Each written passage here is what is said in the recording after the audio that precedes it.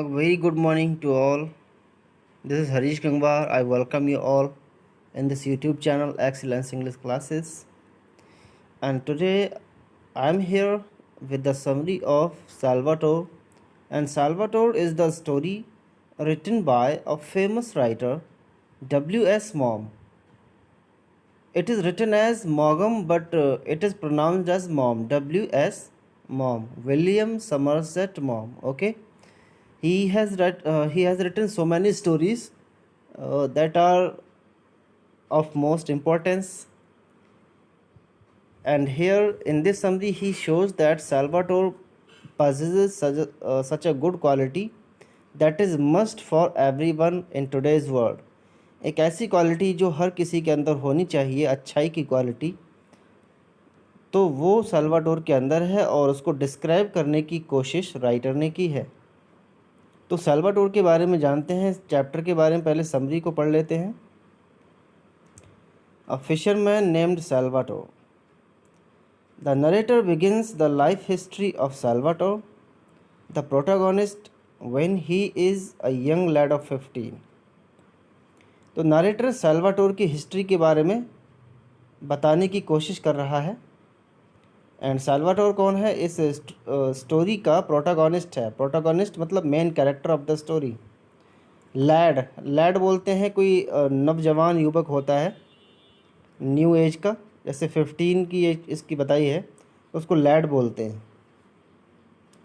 He has an attractive face and care free eyes. उसका face attractive है, eyes care free हैं। Care free का मतलब उसे दुनिया की ज़्यादा परवाह चिंता नहीं है। Like all fishermen's sons, he knows swimming very well, and he knows how to swim because he was a son of fishermen. His father owns a little vineyard where he acts as nursemaid to his two younger brothers. उसके दो छोटे भाई भी थे जिनकी वो बहुत देखभाल करता था, बिल्कुल नर्समेड की तरह उनकी देखभाल करता था। उसके पिता का एक वाइनयार्ड था। वाइनयार्ड यानी फ्रांस में वाइनयार्ड्स बोलते हैं उन चीज़ों को जो अंगूर की खेती होती है, वहाँ पर अंगूर के खेत होते हैं तो उसे वाइनयार्ड बोलते हैं। तो एक छोटा सा वाइनयार्ड था, तो वहाँ अपने छोटे भाइयों की देखभाल करता था। When he grows up he falls madly in love with a pretty girl who lives on the Grand Marina. और जैसे ही वो थोड़ा और बड़ा होता है, 15 की एज का तो था ही, थोड़ा और बड़ा होता है तो वो चाहने लगता है एक बहुत सुंदर लड़की को जो ग्रैंड मरीना में रहती है। She has eyes like forest pools and holds herself like a daughter of the Caesars. उसकी आंखें कैसी थी? फॉरेस्ट पूल जैसी, मतलब थोड़े हल्के लाइट ब्लू कलर की आंखें। और इस वर्ड को सीजर्स और कैसर भी, कुछ लोग कैसर बोलते हैं, कुछ को सीज़र बोलते हैं। जैसे जूलियस सीज़र उसका विलियम शेक्सपियर का एक प्ले है। तो और बिल्कुल ऐसी लगती थी जैसे एक सीज़र की लड़की हो, मतलब उसकी ब्यूटी अनमैच थी उस आसपास के एरिया में, तो इसलिए वो बहुत उसको चाहने लगता है। They are engaged but they can't marry till Salvatore has done his military service. उन दोनों की एंगेजमेंट तो हो जाती है, बट ये कंडीशन रखी जाती है, ये शर्त रखी जाती है कि उन दोनों की शादी तभी होगी जब साल्वाटोर मिलिट्री सर्विस कर लेगा, यानी कुछ समय मिलिट्री में रहकर आएगा। As per the requirement Salvatore leaves the island to become a sailor in the navy of King Victor Emmanuel. और किंग विक्टर इमैनुअल थे, उनकी नेवी यानी जो उनके मर्चेंडाइज, उनके मर्चेंट शिप्स थे, उन पे सेलर बनने के लिए वो ट्रेनिंग के लिए चला जाता है वहाँ से छोड़कर, क्योंकि उसे शादी करनी होती है। और जब शादी करनी होती है तो उसे उस शर्त को भी पूरा करना है कि शादी तभी होगी जब वो मिलिट्री सर्विस करेगा। He is very unhappy. Unhappy हो जाता है, बहुत अफसोस उसे होता है कि कहाँ वो एकदम केयरफ्री रहता था, खेलता कूदता रहता था, जब चाहता तब नहाता था, स्विमिंग करता था, तो अब उसे जाना पड़ा। It is very difficult for Salvatore to live in a battleship with strangers, यानी पहली बात तो बैटलशिप में रहना जहाँ पर लड़ाई कभी भी हो सकती है, और अजनबियों के साथ रहना, स्ट्रेंजर्स के साथ रहना, तो ये सब कुछ उसके लिए बहुत मुश्किल हो रहा था। ही फील्स ड्रेडफुली होम सिक, तो उसे अपने घर की बहुत याद आ रही थी, वो होम सिक फील कर रहा था। आगे बढ़ते हैं। It is painful for him to be parted from the girl whom he loves so deeply, और जिस लड़की को बहुत चाहता था उससे अलग होने का सबसे ज़्यादा उसे दुख था, उससे अलग होने की वजह से वो रोता था। He writes to her long ill-spelt letters in which he tells her how constantly he thinks of her। अब देखिए, एक ऐसा लड़का जो एक बिल्कुल नई एज में 15-16 की एज में अपने घर से दूर हो जाता है, सिर्फ किस लिए कि उसे अपनी बिलव्ड से शादी करनी है। वहाँ जाकर बहुत रोता है और उसी को याद करता है, उसके लिए लंबे लंबे लेटर्स लिखता है। इल स्पेल्ट यानी जिनकी स्पेलिंग भी सही नहीं होती है, और वो उसको ये भी बताता है कि मैं तुम्हें बहुत याद करता हूँ, बहुत मिस करता हूँ। And how much he longs to be back home to see her, और वो ये कहता है कि तुम्हें देखने के लिए घर पे आने की बड़ी इच्छा है। अब होता क्या है, यहाँ से थोड़ा टर्निंग पॉइंट आ जाता है उसकी लाइफ में। साल्वाटोर्स इलनेस, साल्वाटोर को अचानक एक बीमारी लग जाती है, अचानक ही। Salvador visits स्पेजिया, Venice, Bari and China, तो इतनी जगहों पर वो शिप में ट्रैवल करता है Salvatore, Spezia, Venice, Bari and China. In China he develops some mysterious illness, देखिए यहाँ भी इसे एक अजीब बीमारी लगी, चाइना से ही लगी। सब कुछ, सभी लोग, पूरी दुनिया चाइना से परेशान है, और इस स्टोरी में भी उसे जो बीमारी मिली वो कहाँ, चाइना से मिली। He stays in a hospital for months, तो हॉस्पिटल में कई महीनों तक वो भर्ती रहता है, उसका ट्रीटमेंट चलता है। He learns that his disease is a form of rheumatism and due to this he is rendered unfit for further service. तो उससे बाद में ये पता चलता है कि ये जो बीमारी है वो एक तरह की rheumatism है। rheumatism जिसको गठिया बोलते हैं, गठिया या फिर जोड़ों का दर्द, ठीक है, जिसमें इंसान के जोड़ों में दर्द होता है और वो कोई लोड वाला या मेहनत वाला वर्क नहीं कर पाता है, तो इसलिए उसे अनफिट रेंडर कर दिया जाता है, यानी उसे अनफिट कि वो अब सर्विस नहीं कर पाएगा, सर्विस के लिए अनफिट है। तो ये भी एक परेशानी की बात आ गई, लेकिन वो खुश हो जाता है कि घर जाने का मौका मिल गया। देखिए, he is rather happy to learn about it because he can now go home, वो खुश है सिर्फ इस बात से कि अब मैं घर जा पाऊँगा। The doctor tells him that he would never again be quite well, doctor ने उससे ये भी कह दिया कि अब तुम कभी नॉर्मल लाइफ नहीं जी पाओगे, कभी दोबारा अच्छे नहीं हो पाओगे। But Salvatore pays no heed to it, लेकिन साल्वाटोर उसको कोई ध्यान नहीं देता। हीड मतलब अटेंशन या ध्यान, उसको बस मिलने की खुशी होती है अपने लवर से, लेकिन लवर से फिर रिजेक्शन मिलता है, क्योंकि उसे पता चल गया, उसकी फैमिली को और उस लड़की को भी। उसने पहले एक लेटर सेंड कर दिया था कि मैं आ रहा हूँ, ये बीमारी हो चुकी है। तो उन्हें पता चला कि मिलिट्री सर्विस अब कर नहीं पाएगा, तो क्या फ़ायदा इससे शादी करने का। बेचारा बहुत फिर सदमा लगता है। बैक होम, वापस आ जाता है। Salvatore returns to his home town. He is welcomed home by his parents and brothers on the jetty, but his anxious, eager eyes failed to see the girl of his heart there.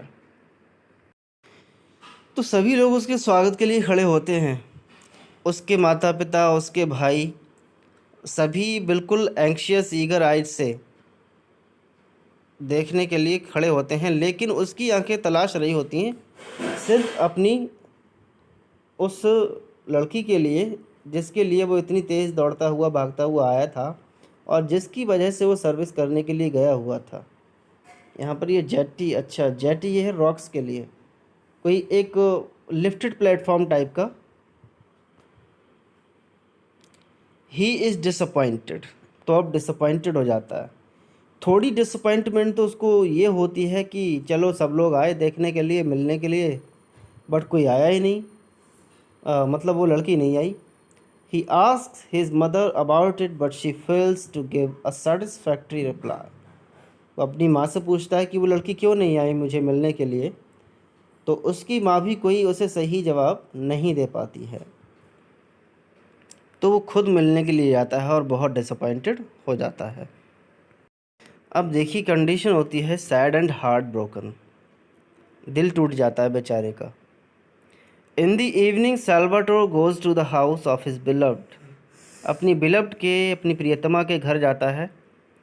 He receives a cold welcome from her, यानी उसकी तरफ से कोई excitement नहीं, उसका स्वागत बिल्कुल होता ही नहीं है। She tells him that they had heard about his illness and that he would never B quite well again.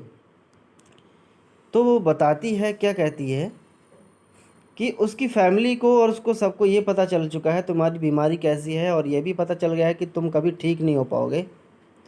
They are silent for a little while, थोड़ी देर तक खामोशी छा जाती है, पूरा खामोशी का माहौल बन जाता है। Then Salvatore's fiancee nudged by her mother. अब देखिए जब खामोशी छा जाती है तो सैल्वाटोर की जो फियांसी होती है, उसकी मंगेतर, तो उसकी माँ उसे जब नज करती है, मतलब हाथ से थोड़ा पुश करती है, उससे इशारा करती है बोलने के लिए, तो वो उसे बताती है bluntly that she cannot marry a man who would never be strong enough to work like a man. तो क्या कहती है बड़ी ब्लंटली, यानी बहुत अजीब मैनर में, कि वो एक ऐसे इंसान से शादी नहीं कर सकती जो कभी भी एक आदमी की तरह काम करने लायक स्ट्रॉन्ग नहीं हो पाएगा। तो वो सीधे सीधे शब्दों में मना कर देती है कि अब तुम काम करने लायक नहीं हो, ना मिलिट्री में सर्विस कर पाओगे, तो मैं अब शादी नहीं कर पाऊंगी। तो यहाँ से उसे बहुत बड़ा शौक लगता है, कई दिनों तक रोता बिलखता है और किसी की बात नहीं सुनता है। स्टार्ट्स अ न्यू लाइफ, फिर भी एक न्यू लाइफ स्टार्ट करता है, और इसीलिए उसकी क्वालिटी को यहाँ पर शो किया गया है। Salvatore returns home, he weeps on his mother's bosom, यानी अपनी माँ के गले लगकर बहुत रोता है। He is terribly unhappy but he does not blame the girl, वो नाखुश है, बहुत दुखी है, लेकिन उस लड़की पर कोई भी दोष नहीं लगाता है, उसे ब्लेम नहीं करता। A few months later, on the advice of his mother, Salvatore marries a girl named Asunta, who is older than him. अब कुछ महीनों के बाद उसकी माँ चाहती है कि इसकी शादी हो जाए, नॉर्मल लाइफ स्टार्ट करे, कोई भी पेरेंट्स चाहेंगे। तो सैल्वाटोर एक ऐसी लड़की से शादी करता है जो ना तो उसे पसंद थी और उससे बड़ी भी थी, लेकिन फिर भी शादी कर लेता है। They settle down in a small house with a little money that Assunta has, they buy a boat and a handsome vineyard. तो असंता के पास कुछ मनी थी, पहले से ही उसने इकट्ठी कर रखी थी, और वो पहले से, मतलब उसका हस्बैंड भी पहले से मर चुका था, असंता का हस्बैंड मिलिट्री सर्विस में मर चुका था। तो साल्वाटोर से वो शादी कर लेती है, उसके पास कुछ पैसा होता है, उससे एक नाव खरीदती है और एक वाइनयार्ड भी खरीद लेते हैं। They live happily and have children, two boys whom Salvatore loves very much. तो हैप्पी हैप्पी रहने लगते हैं, वो दो बच्चे होते हैं उनके, दोनों लड़के होते हैं। साल्वाटोर उनको बहुत लव करता है, बहुत चाहता है, पसंद करता है, क्योंकि अपने दोनों भाइयों को भी केयर करता था, तो अपने बेटों को भी केयर करेगा। He works very hard all through the fishing season and eight other times in his vineyard. तो फिशिंग सीज़न में वो फिशिंग करता था, मछलियाँ पकड़ने का काम करता था बोट से, और दूसरे टाइम में जब फिशिंग सीज़न नहीं होती थी तो अपने वाइनयार्ड में काम करता था। Often his rheumatism prevents him from doing anything at all. Then he lies about the beach and takes rest. और जब रियोमेटिज्म यानी उसका गठिया का दर्द बढ़ जाता है और कुछ नहीं कर पाता है तो वहीं समुद्र के किनारे लेट जाता है और आराम करता है. It is his innate goodness that has enabled him to endure the hardships of life boldly and patiently. तो यही उसकी innate goodness है यानी नेचुरल अच्छाई है उसके अंदर की, जिसकी वजह से वो इनेबल हो पाया ज़िंदगी कठिनाइयों को सहन करने में, बर्दाश्त करने में और फिर अपनी लाइफ को boldly and patiently carry out करने में. यानी एक बार इंसान जहाँ टूट जाते हैं, बिखर जाते हैं, सुसाइड करने की सोचते हैं या फिर पूरी दुनिया से अलग हो जाने की बात करते हैं, तो वहीं साल्वाडोर ने एक अलग रास्ता अपनाया. ना तो उस लड़की को ब्लेम किया और ना कुछ गलत काम किया, बस एक नई लाइफ स्टार्ट की और वो नई लाइफ उसके लिए सही साबित हुई. तो वो सब कुछ उसकी इनेट क्वालिटी, गुडनेस की क्वालिटी की वजह से हुआ है. तो ये क्वालिटी ऑफ गुडनेस, ये आपकी एक थीम भी है. इस थीम पर थोड़ा आप लोग डिस्कस करेंगे, थोड़ा इसको लिख लेंगे और ये समरी आपको यहीं से लिख लेना है सबको. आई होप सबको ये स्टोरी बहुत अच्छी लगी होगी. जब हम एक्सप्लेन करेंगे तब आपको और पसंद आएगी. और जिसने चैनल को सब्सक्राइब नहीं किया प्लीज़ सब्सक्राइब करें, लाइक ज़रूर करें वीडियो को, कमेंट करें. Thanks for watching this video. Have a wonderful day.